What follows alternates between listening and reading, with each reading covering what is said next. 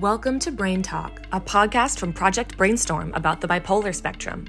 Your hosts are Dr. Jim Phelps, a psychiatrist and author of several groundbreaking books about bipolar, and Sara Schley, author of the memoir BrainStorm, From Broken to Blessed on the Bipolar Spectrum, and co-creator of BrainStorm the film, coming to you in 2025. Here on BrainTalk, we'll interview new experts each week about their research and expertise within bipolar, and listeners will call in to ask questions. Let's work together to save lives, end the stigma, and create healing for everyone on the bipolar spectrum and those who love them. Good morning, Sarah. Hi, Jim. How are things out there? It is beginning to be spring, so we are definitely happy about that here in Oregon. So today, we welcome another wonderful guest who's Dr. Andrea Vassilev. And we're going to learn from her about her expertise, but she's an amazing human being who both lives with bipolar and is a PhD psychologist and many other things, her focus being on stigma. And I found it really interesting to learn more from her. Way before I knew her, when I did my TED Talk, I remember making this like systems loop connecting shame and silence and stigma. And then making the point that stigma, can actually kill because people aren't getting the life-saving help that they need. They don't reach out from the shame. So I think this is all the territory that Andrew's going to enlighten us about. She, not alone, certainly, but she is one of the main people who has made stigma self-stigma. Like, what is the impact of the whole stigma on the inside experience of bipolar?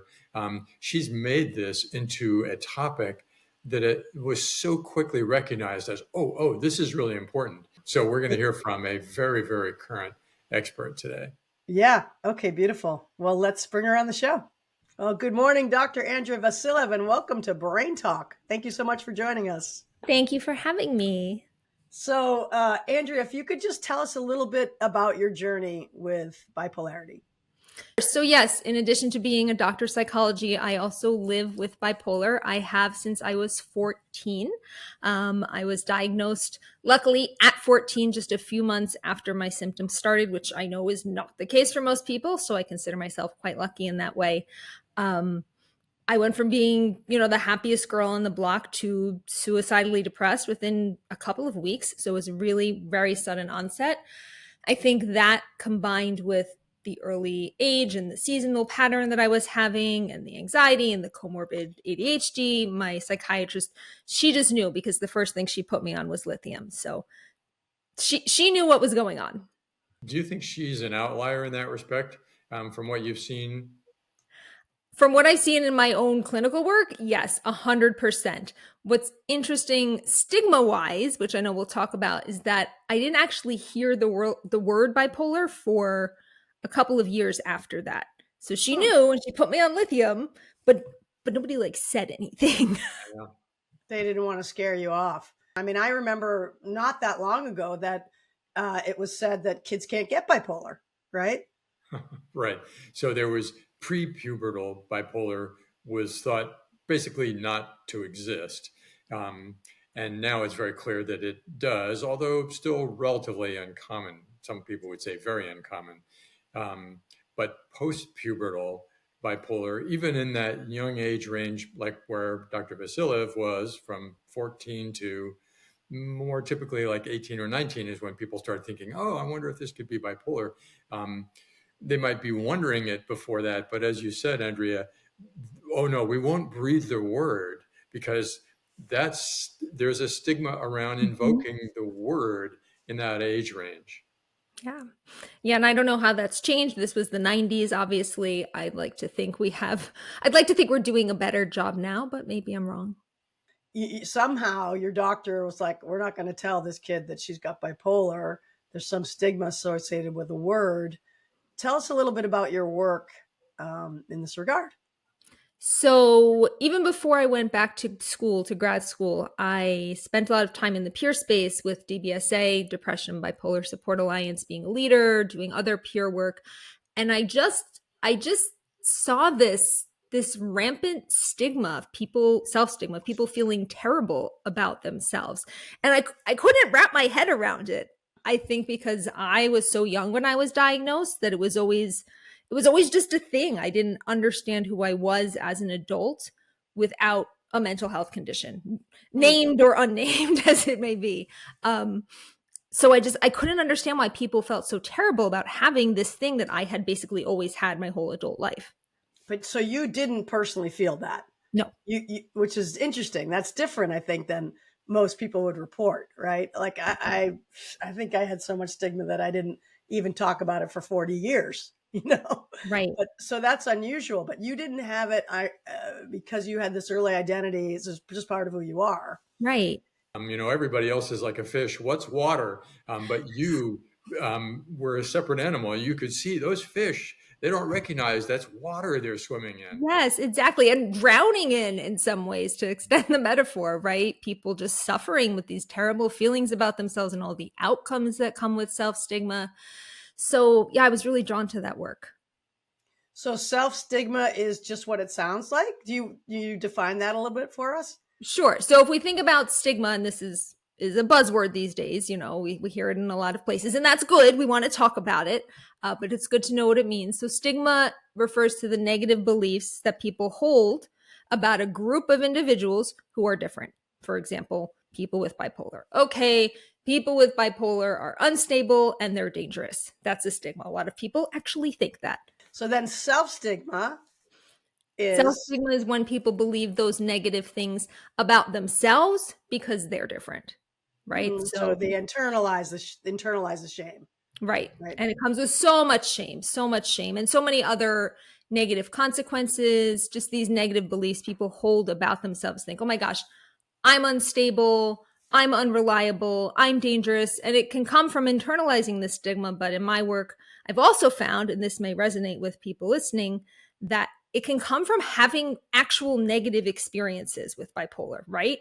So if you have an experience where in that moment or in that situation you're unreliable, you might start to globalize that belief and think, I'm just unreliable in general because of bipolar. And that's a negative belief you hold about yourself. I mean, I'm thinking of a small example from my life, like when I would have my bipolar episodes and then my cognitive breakdown, brain breakdown, and I could go from one room to the next and forget what appointment I'd made, like forget the time, the date, the person, and then not show up and then be mortified at my lack of reliability because otherwise I had a sense of self as reliable. And then that just, is a vicious cycle, right?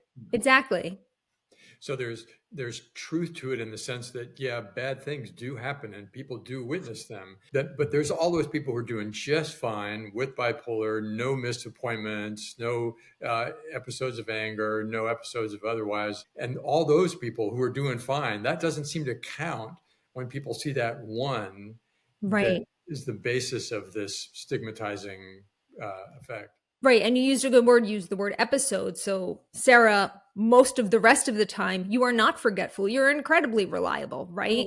Yeah. But in that moment, having that symptom, you start to believe negative things about yourself and you sort of distort it and blow it out of proportion for more than it's actually worth. Think about people who experience psychosis and maybe act dangerously, right? They think, oh my gosh, I'm dangerous. I can't be trusted. People shouldn't come near me, right? They hold all these negative beliefs. They're rooted in this time that it happened, but that doesn't comprise their whole character or their whole way of being and existing. We tend to begin to believe that that's the truth about us, even though it's not. It's distorted, like you said. Yeah. And knowing that could happen again, creates this self-distrust, I suppose. As a psychiatrist, our goal is to help people build a kind of a wall, have a preventive barrier against another episode. With lithium, for example, we try to make sure that we have a blood level that is shown in research studies to be enough to prevent another episode. But that's like is that all the reassurance that we can offer you? Oh, well, you have a blood level that's sufficient to prevent another episode, but we can't guarantee. So in your head, you don't have a guarantee. And if you've had multiple episodes, you don't have that guarantee. Right. It's really hard to get back on the horse again, probably, let's say. Right. And to trust that you're trustworthy. Exactly. The horse of confidence. That you can believe in yourself. Right. So that's why I think it's so important when you're dealing with self-stigma is to help people differentiate who they are versus the things they do when they're having episodes.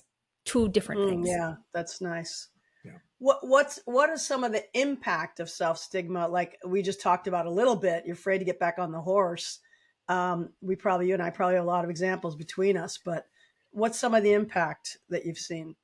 There are so many impacts. It's really tragic. So we talked about shame, but measurable outcomes include worse depressive symptoms, lower quality of life, worse treatment. I don't like the word adherence, so let's say treatment participation, things along those lines. Worse physical health, lower self-esteem. Specifically in bipolar, there's actually a recent study showing that self-stigma in bipolar is linked to increased suicidal ideation. So this is a very important fight. Yeah. This concept, it may not be you personally who kind of brought this forward and made everyone recognize, self-stigma. But this was not something that I heard anyone talk about, even certainly 10 years ago, even like 5 years ago. And all of a sudden, I think there's a dramatic awareness. And I think you personally have been responsible for a lot of that. So congratulations. It's amazing what you've achieved in terms of bringing this idea to consciousness of people with bipolar and everyone else. Mm-hmm. Thank you so much. I do. I mean, that's very flattering. In the bipolar space, it's one of the more highly stigmatized conditions. Sort of depends on the study you're reading, but schizophrenia and borderline are also very highly stigmatized, but bipolar really is. And I think that the movement we've seen with just people talking more about bipolar and talking more about mental health has brought some awareness to this topic. But also, I'll say that for so long, bipolar, and Jim, you can speak to this, has been treated with medicine, and that's it. You have your medicine, now go away. And it's, again, more recent that we're looking at lifestyle interventions and we're looking at psychotherapeutic interventions. And so now we're looking at quality of life, things like self-stigma. And so in addition to bringing this idea to the fore in the bipolar community and broader, you've also brought a therapy, a treatment. So what was this therapy? How did you develop it? And what have you been doing with it? I developed a group program, an intervention that deals directly with self-stigma in bipolar. Now, true story, this came as a result of my doctoral dissertation, but I sort of fell in love with the work, so I just kept doing it. So now I've run a study, I've run groups, they're running the program and translating it at places across the world, which is so much fun to see. And I'm turning it into a workbook. So if you're saying, hey, I need this program, let's do this program. Exactly. Reach has been somewhat limited if you're not at one of the centers or didn't partake in the study, but I'm writing an individual version that you will be able to go through and work through on your own. That's the same tools, just written by me really as an act of love for my community, because I hate to see people deal with this. And the publishing house, New Harbinger Publications, has agreed with you that this is really important. And then do we know when that's coming out? Once I finish writing it. No, June of 2026. That's great. So you mentioned DBSA, Depression Bipolar Support Alliance, which is an amazing organization that we have in our show notes, where it's a peer-to-peer. So people living with bipolar depression are helping their peers who are also experiencing that. Is there any elements? Are there any elements of your work, Andrea, that can happen at a peer-to-peer level now?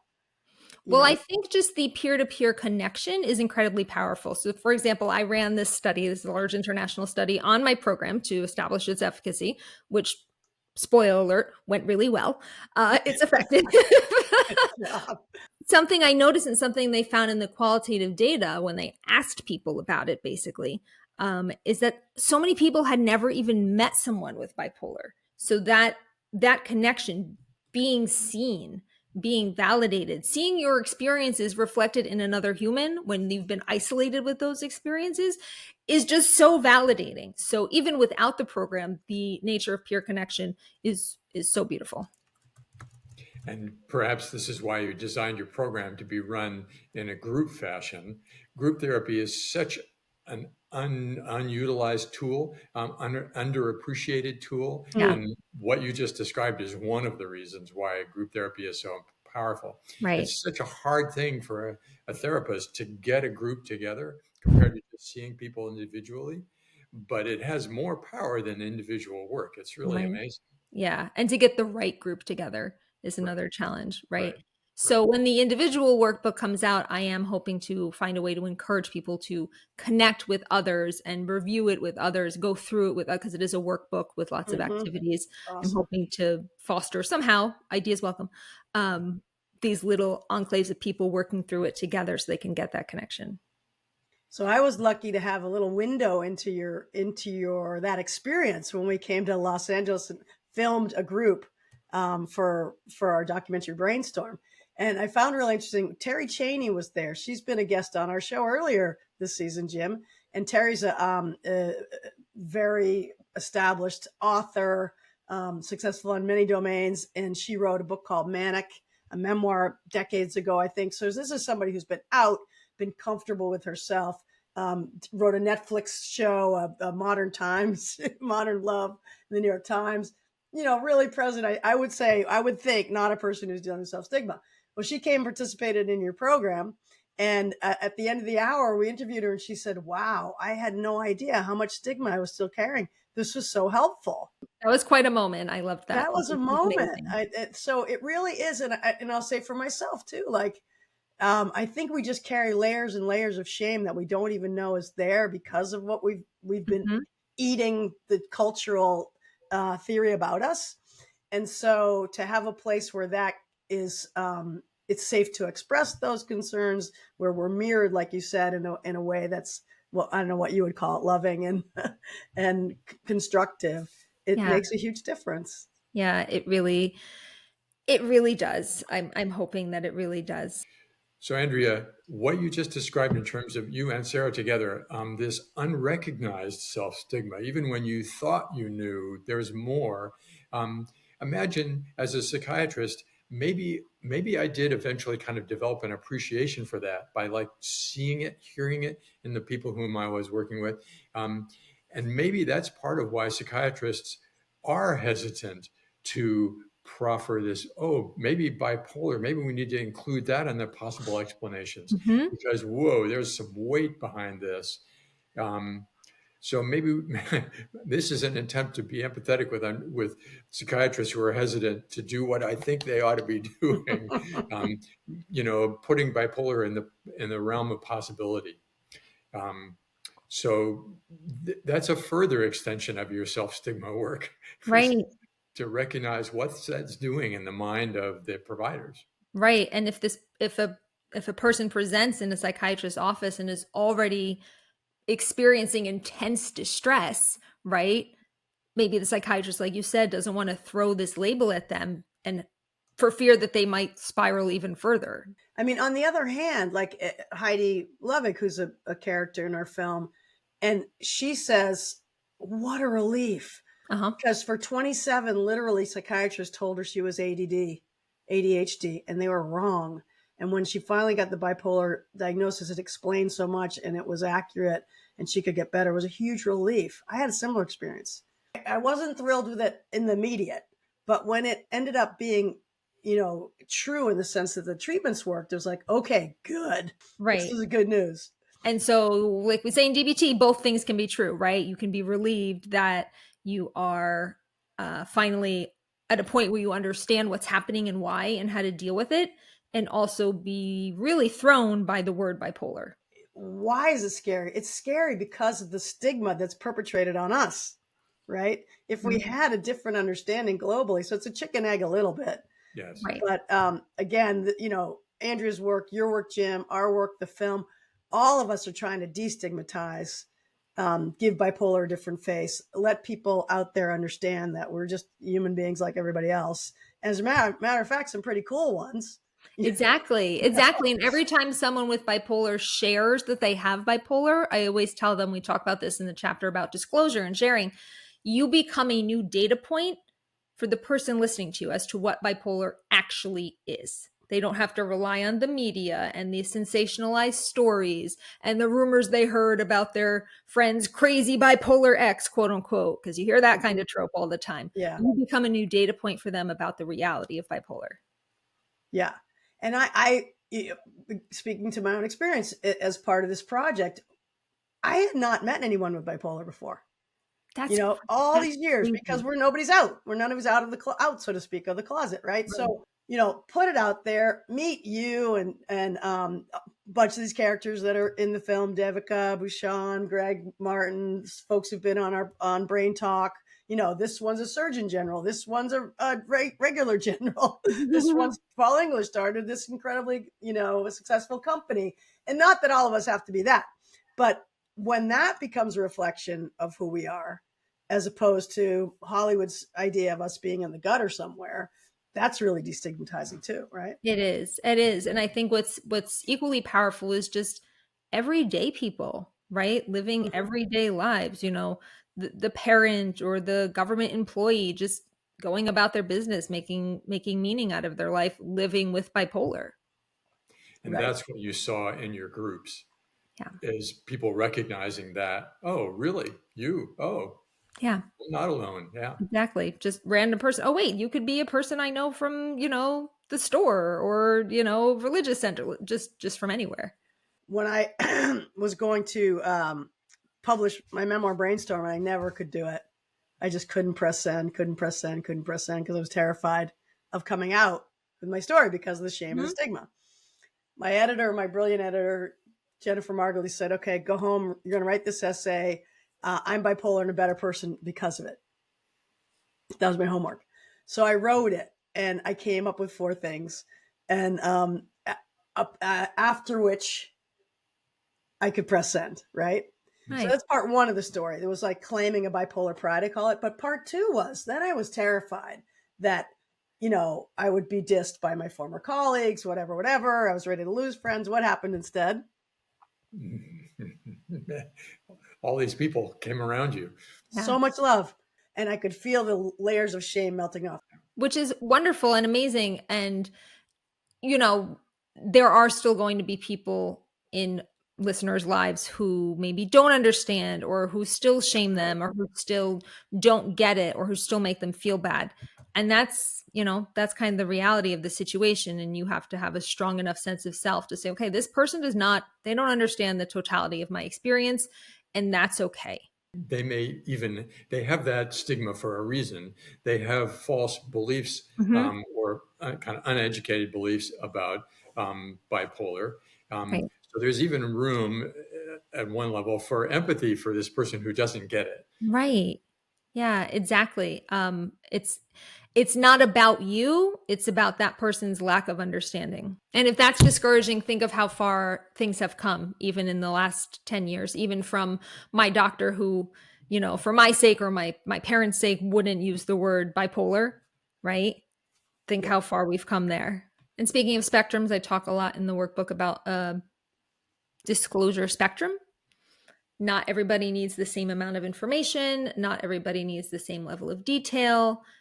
There's a lot of ways you can share and get what you need from sharing that works for you. There's a multitude of ways to go about that. I'm just thinking, man, if I was listening to this, I'd be going, I want your book. I want your book now. Right, exactly. I need your book now. So go to the website, put your email in. I promise I don't ever send marketing emails. It'll just be a couple of emails when the book comes out because people have been saying, how can I get this book? I say, well, I am working on it. I promise. But it's OSSIBD.com, which is Overcoming Self-Stigma in Bipolar Disorder. So OSSIBD.com. Put your email in. I promise you'll get an email when the book comes out. Are you seeing people one-on-one coaching, that kind of thing, Andrea, or you're not? Since do you know capacity to do that? I am a psychotherapist, so I do psychotherapy in California, people all over California who live with bipolar. That's my specialty, and that is just so rewarding to see people's lives change with medication, with therapy, with awareness, with self-love. That is my daily delight. So we need one of you to be cloned or replicated in the other 49 states. I know that the world can handle that. No, nobody wants that. Do you think will the workbook, in effect, it was never going to be you, but give people, therapists or others, the tools that they need to share this material with their clients? For sure. So it's written, so if you go through it start to finish, it's the whole program, but also therapists can use it. And there's even a set of clinicians materials that come along with it for free from New Harbinger, that they can use in session to deal with this, right? Self-stigma is a very personal journey. Overcoming that is deeply personal. So I really think people going through the workbook will be the most meaningful, but therapists, for sure, if they spot this in their clients, they can nip that with some of these exercises and awareness. It makes me think psychoeducation. What is psychoeducation? Basically just teaching people what is this diagnosis? Where did it come from? What are your treatment options? What are the pros and cons of each? What is the long-term prognosis? What's likely to happen in the future? Where does this go for most people? And a little bit, much more now with Andrea's work, how do you cope with this? How do you do this on a day-to-day basis? I think that psychoeducation, given the spectrum of presentations that we see with bipolar, is best if it's highly individualized, right? So I can think of a myriad of clients that I have, and I've helped them with psychoeducation all in ways that are specific to them, because that's what's most useful to them. Yeah. But in terms of understanding your own presentation and your own nuances of treatment and care, I really think people should be in the hands of a competent therapist to have that. I think people deserve that. The way I approach it is also, it's like an owner's manual, but it's an owner's manual that was written for you. So here's, it's like one of the first things I do is I have people mark out on a scale, like what does their mood look like when it's a +2 out of 10, what does it look like when it's a -2 out of 10, and they share that sheet with their family, identify their symptoms, their warning signs, their triggers, their coping mechanisms. So owner's manual. That's beautiful. And so that's something we need more of. Indeed, no kidding. Yeah. And the 2 out of 10 is like, I know what it's like when I'm a 10. Let's see if we can help people, including me, recognize when I'm at a 2 and heading in the direction of 10, so we can do something about it at the 2 level, not wait. Exactly, right. Because 10 is, hard to miss. Yeah. So if we can find it at 2, or once we get to 3, I say, okay, now we need to intervene. So, Dr. Vassilev, you are a very important resource to a lot of people. I know it will sound like self-promotion, but we want to hear what you've got out there. Cringe. Okay. That's very kind of you. Thank you. So I do a lot of writing. I do a lot of speaking. You can see and hear much of it at my website, which is just AndreaVassilev.com. It's got webinars and articles I've written and things I was interviewed for, a lot about stigma, a lot about bipolar, my own experience. Also, if you want to be part of a fun Instagram community, I run a bipolar educational Instagram account where sometimes I make funny videos of myself doing foolish things. So that's always fun. She makes great videos. That's at best.life.bipolar, because it is my goal to help people live their best lives with bipolar. How are you doing living your best life as someone who lives with bipolar and doing all these amazing things? I am loving, first of all, being employed, because people say, oh my gosh, well, she is a doctor and she's this and she's that. I would like everybody to know that I spent about 10 years being unemployed or underemployed and doing very little because I couldn't, because I was really sick. And that's okay. So when the time came to be able to do something, I jumped on that. I jumped on it. So my best life involves giving back and helping people live their best lives. That's what gets me going in the morning and keeps me going all day. A tagline I like to use is that you are so much more than this diagnosis. People really wrap their sense of self and their identities up in this diagnosis and the labels and the connotations and the stereotypes and the stigma that comes with it. And you were so much more before you got this diagnosis. And guess what? You're still so much more. Well, thank you so much, Dr. Andrea Vassilev. Stay healthy, doing the good work out there. Thank you for all you guys so much. And thank you for all you're doing. Cannot wait to see the film. Okay. Thanks so much for joining us on BrainTalk, our bipolar spectrum podcast. BrainTalk is a program of BrainStorm, a multi-platform project about the bipolar spectrum, which includes Sara Schley's memoir and a full-length documentary coming in 2025. We aim to save lives, crush stigma, and maximize healing for all people living with bipolar and those who love them. For more information, head to www.brainstormthefilm.com. To call in to a future episode and ask questions, go to brainstormthefilm.com/podcasts.